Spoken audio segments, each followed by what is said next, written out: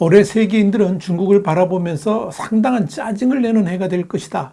이런 분석 보고서가 나왔습니다. 한마디로 중국이 짜증 유발자 또는 분노 유발자로서 등극하게 된다는 것인데, 지난 2023년도 중국으로 인해서 힘들었음에도 불구하고 올해는 더욱더 전 세계인들을 힘들게 할 것이다. 이런 전망이어서 눈길을 끕니다. 중국이 왜 세계의 빌런으로 등극을 했는지 Y타임스가 추적해 봤습니다. 지금 시작합니다.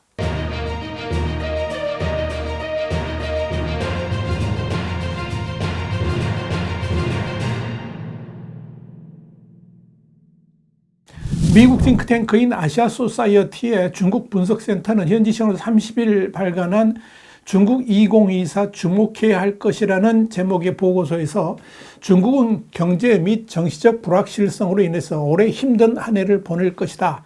그러면서 올해는 이 중국으로 인해서 짜증나는 해가 될 것이다. 이렇게 전망을 한 겁니다.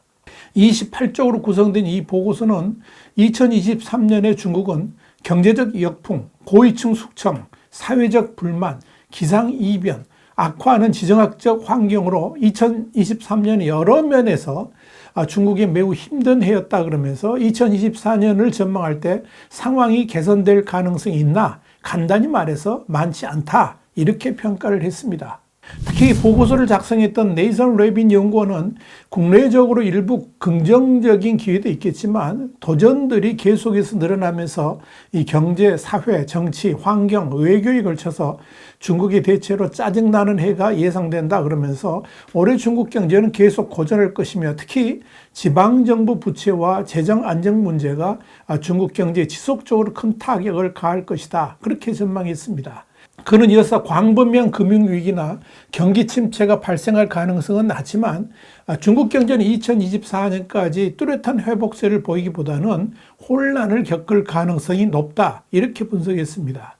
또한 엔도 이코노믹스의 설립자 겸 수석 이코노미스트이자 이 연구소의 선임 연구원인 나에나 초일반은 중국에 대한 외국인 투자자의 신뢰를 높이기 위한 시진핑의 현재 매력 공세는 실패할 것이며 서방 자본의 이탈은 지속될 것이다. 그러면서 중국은 계속해서 부채 문제로 어려움을 겪을 것이며 기업과 소비자의 신뢰도는 크게 개선되지 않을 것이다. 이렇게 전망을 했습니다. 그는 이어서 시진핑 주석의 안보 우선주의가 성장에 부담이 될 것이고 또 안보, 안정, 자립에 대한 레이저 같은 집중은 투자자의 신뢰 회복 노력을 흔들고 외국 자본의 유출을 이어지게 할 것이다. 이렇게 분석을 했습니다. 중국 정부에 대한 신뢰의 결핍도 중요하게 다뤄졌습니다. 징첸 연구원은 현재 중국이 신뢰 결핍에 시달리고 있으며 이로 인해서 중국의 정치 역학 관계가 재편될 수 있다 그러면서 이런 상황이 2024년에 중국의 거버넌스와 발전에 대한 신뢰를 약화시키는 독특한 현대화의 함정으로 이어질 수 있다고 지적했습니다. 다시 말씀드려서 이 중국 정부에 대한 신뢰 약화가 거버넌스와 발전에 대한 신뢰를 더욱 해칠 수 있다는 것이고 신뢰 부족의 증가가 오늘날 중국의 정치 엘리트들 사이 그리고 국가와 사회 간 또 중앙정부와 지방정부 간 일반 대중 사이의 역학을 재편하고 있다고 짚은 것입니다. 그러면서 이런 신뢰 약화는 이 정치적 불안정, 정책 예측 불가능성, 사회적 분열, 다른 거버넌스의 도전을 약화시키며 그런 위험은 중국식 현대화의 함정에 빠지게 한다라고 덧붙였습니다. 보고서는 특히 이 중국 경제 침체가 부를 위험성도 지적을 했습니다. 토론토 대학교 뭉크 글로벌 문제 및 공공정책대학원의 정치학 교수이자 이 연구소의 선임 연구원인 르넷 옹은 경제 침체가 중국 내 대중의 불만을 불러일으킬 것이라고 그러면서 2023년 리커창 전 총리의 사망같이 전국적으로 눈길을 끌 수 있는 사건이 발생한다면 대중이나 엘리트층의 불만을 촉발할 가능성이 있으며 2024년 당 지도부는 이를 불안하게 바라볼 것이다. 이렇게 진단했습니다. 보고서는 지방정부의 부채가 커지면서 더 많은 문책성 숙청 작업이 진행될 것이라고 전망하기도 했습니다. 닐 토마스 연구원은 이와 관련해서 2024년에는 지방정부의 재정과 운영에 대한 중앙의 감시가 강화될 것이며 당의 강력한 내부 규율 장치가 지방 부채 증가의 책임이 있다고 판단되는 지방 지도자들을 겨냥하게 될 것이다. 그렇게 예측했습니다. 닐 토마스 연구원은 또한 시진핑 주석이 더욱 신탁적인 리더십 스타일을 채택할 것이라 그러면서 시 주석의 통치가 점점 더 위임된 중앙집권화로 옮겨가고 있다라고 짚었습니다. 시 주석이 신뢰할 수 있는 부하에게 일상적인 결정을 맡기고 자신은 큰 전략에 집중한다는 설명입니다. 닐 토마스 연구원은 이런 흐름에 따라서 시진핑 주변의 측근들이 그의 호의를 얻기 위해서 경쟁하게 되면서 이로 인해서 정치적 변동성이 커질 수 있다 그랬습니다. 그러면서 리창 총리 같은 주변의 측근들이 시진핑을 대신해 더 많은 출장을 다닐 것이기 때문에 시 주석의 이미지와 권력을 더 강화할 수는 있겠지만 정책 분열을 증가시키고 안보와 발전 우선 간에 긴장을 확대하며 국제 외교의 효율성을 감소시키게 될 것이다. 이렇게 전망을 했습니다. 보고서는 또한 지난 13일 치러진 대만 선거와 오는 11월 미국 대선이 중국 외교 정책을 매우 복잡하게 만들 것이다. 이렇게 전망했습니다.